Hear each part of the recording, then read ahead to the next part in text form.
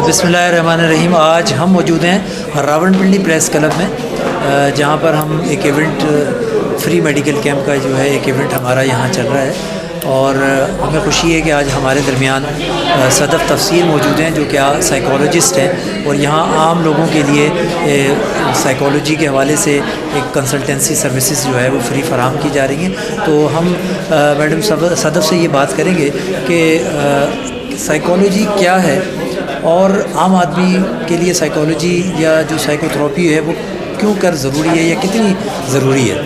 دیکھیے وہی صاحب، جو ہمارے پاس سب سے پہلا المیہ آ جاتا ہے نا کہ ہمارے معاشرے میں یہ چیز سمجھی جاتی ہے کہ جو سائیکالوجی ہے وہ صرف اور صرف پاگلوں کے لیے ہے. ابھی تو پھر ایسا جو ہے نا وہ بہت زیادہ انیشیٹیوز لیے جا رہے ہیں، سائیکالوجیکل اویئرنیس بہت زیادہ ہم لوگ جو ہے نا وہ اسپریڈ کرنے کی کوشش کریں through different plate form, through different social medias.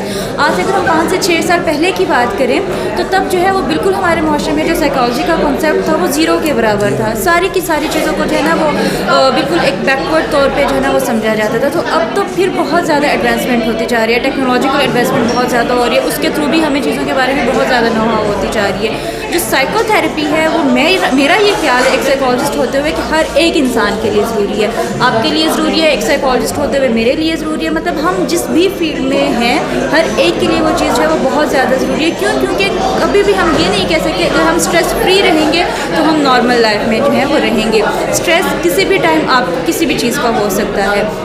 تو اگر آپ اپنے اسٹریس سے فری رہنے کی بات کرتے ہیں تو آپ بالکل ایک اللاجیکل بات کرتے ہیں. ہمارا یہ فوکس ہوتا ہے کہ ہم اپنے کلائنٹس کو یا اپنے معاشرے کے ہر ایک فرد کو جو ہے وہ اسٹریس مینجمنٹ کی طرف لے کے ہیں. تو اگر ہم اسٹریس مینجمنٹ کی بات کرتے ہیں تو سائیکو تھراپی ہر فرد کے لیے جو ہے وہ ایک لازمی عنصر بن جاتا ہے. ڈاکٹر صاحب، یہ جو بچوں کے حوالے سے خاص طور پہ جو ہماری ایک نسل ہے جو کہ کچھ آج کل جو ہے وہ کچھ مسائل کا شکار ہے، تعلیم کا مسئلہ جو ہے اور جو موجودہ حالات کو وہ اپنے اوپر اسٹریس کی صورت میں لیتے ہیں تو اس سے پڑھائی پر اثر ہوتا ہے. تو بچوں میں کس عمر میں جو ہے وہ سائیکالوجی یا سائیکالوجسٹ کو جو ہے وہ کنسلٹ کرنا چاہیے اگر وہ ان کے بیہیویئر میں کوئی چینجنگ نظر آتی ہے؟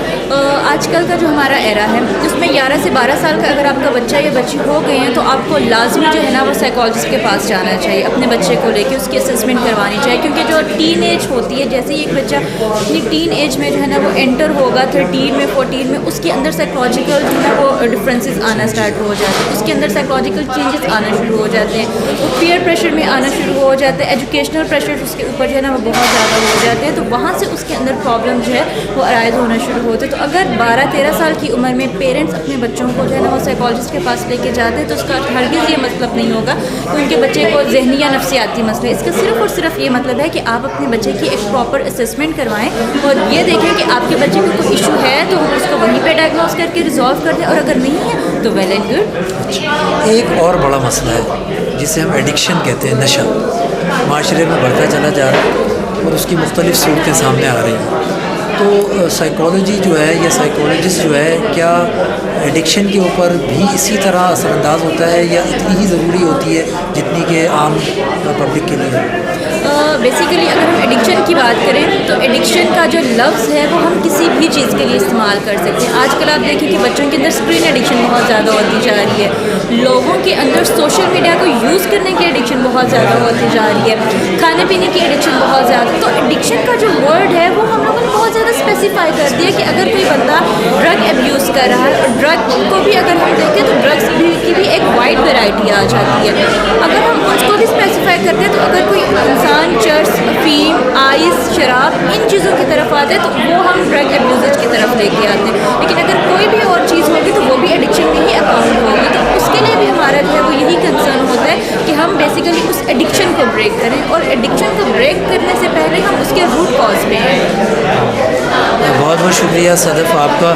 اور آج جو یہاں پر ہم فری میڈیکل کیمپ کا جو انعقاد کیا ہے ہم نے، تو ہمیں امید ہے کہ آئندہ بھی آپ ہماری اس طرح کی تقریبات میں ہمارے ساتھ رہیں گے انشاءاللہ. اور انشاءاللہ ہمیں اس طرح لوگوں